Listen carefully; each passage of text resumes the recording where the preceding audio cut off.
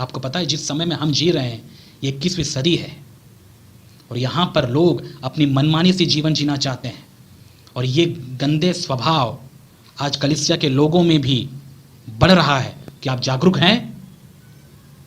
ये वायरस कलीसिया में आ गया है, आपको पता है? आप जागरूक हैं? क्या कर रहे हैं आप इसके लिए?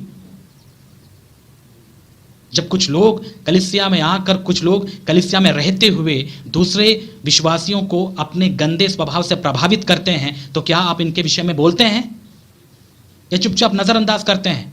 कहीं आपको डर तो नहीं कि विश्वासी यदि छोड़ के चले जाएंगे तो आपको कैसे दान दक्षिणा मिलेगा? ये बड़े दुख की बात है। कई पास्टरों का ये सबसे बड़ा समस्या है। वे अपने कलीसिया के लोगों को ना तो डांटते हैं, ना तो फटकारते हैं और ना ही उन बुरी चीज़ों के विरोध में बोलते हैं। उनका सबसे बड़ी चिंता होती है, भाई यदि वो चले जाएंगे तो हमारा पेट कैसे चलेगा, हमारा गुजारा कैसा होगा। इसी डर से यदि आप जीवित हैं मेरे प्यारे भाई और बहन, यदि आप प्रभु की चर्च की अगुवाई कर रहे हैं, यदि आप अगुवेपन में हैं, हाय तुम पे। इससे भला यही होता कि आप सेवकाई में आते ही नहीं। सच कह रहा हूं मैं। क्या फ़ायदा आके भी सेवकाई में? आपसे विश्वासियों को क्या फ़ायदा जब आप उनको खतरे के बारे में बता ही नहीं पा रहे हैं, उनको आगाह ही नहीं कर पा रहे, जागरूक ही नहीं कर पा रहे हैं, उन बुराइयों के बारे में उनको चिता ही नहीं पा रहे हैं जो गलत है, जो उनको नाश कर सकता है। इसलिए कई बार इस बात से मैं बहुत ही सावधान रहता हूं। जब मुझे एहसास होता है कि ये बुराई है जो हमारी कलीसिया में आई है, मैं पक्का उसके विषय में जिक्र करता हूं, उसके विरोध में मैं पक्का बोलता हूं। वो इसलिए क्योंकि मैं नहीं चाहता कि मेरे यहाँ आने वाले जो विश्वासी हैं वे इन बातों से अनजान रहें। मैं चाहता हूँ कि वो इन बातों को समझें, जानें, ताकि वे ऐसे खतरे में ना पड़ें, ऐसे दूषित लोगों से वे लोग दूषित ना हों।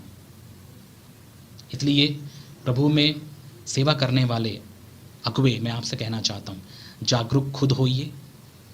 अपने खुद के जीवन में, पारिवारिक जीवन में इतने मस्त और मग्न ना हो जाइए कि संसारिकता जब आपके कलीसिया में घुस रही है तो उस संसारिकता को निकालने की या उनको यहाँ तक देखने की हिम्मत आप में ना रहे। आप इतने अंधे मत हो जाइए कि आपको ये सारी चीज़ें दिखे ही ना। और ये अगुवे, कई अंधे अगुवे हैं, उनको ये सारी चीज़ें नहीं दिखती हैं। उनको एक ही चीज़ दिखता है, उनका पेट। उनको एक ही चीज़ दिखता है, विश्वासियों के पास रहने वाला पैसा। इन चीज़ों को देखते हैं आप। शर्म आनी चाहिए अपने आप को प्रभु का सेवक कहते हुए। आपको लगता है प्रभु के सेवक भिखारी हैं? क्या लगता है आपको? क्या भिखारी हैं? यदि आप प्रभु की सेवा कर रहे हैं, आपको क्या लगता है भिखारी? आपका ध्यान कहां है? जो प्रभु के वचन को नहीं सुनना चाहता ना सुने, लेकिन इसका मतलब यह नहीं कि आप प्रभु का वचन का प्रचार ना करें। सच बताना आपकी जिम्मेदारी है। जिसको नहीं सुना है वो चले जाएं। यीशु मसीह ने कभी किसी को जबरदस्ती नहीं किया। उन्होंने यही कहा, ये तुम भी जाना चाहते हो चले जाओ, जरूरत नहीं है हिम्मत आपको ऐसे कहने की। और यदि आप ऐसा कहेंगे तो पता है क्या होगा?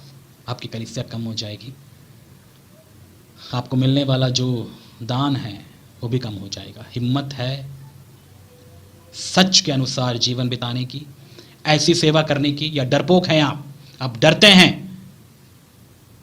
ऐसा बोलने के लिए? पैसे की जो फिक्र करता है, दान की जो फिक्र करता है, वो कभी भी विश्वासियों को उन छिपे हुए खतरों के बारे में नहीं बताता, उन गंदी बातों के बारे में नहीं बताता तो चर्च में उनके द्वारा या किसी और के द्वारा आ जाता है।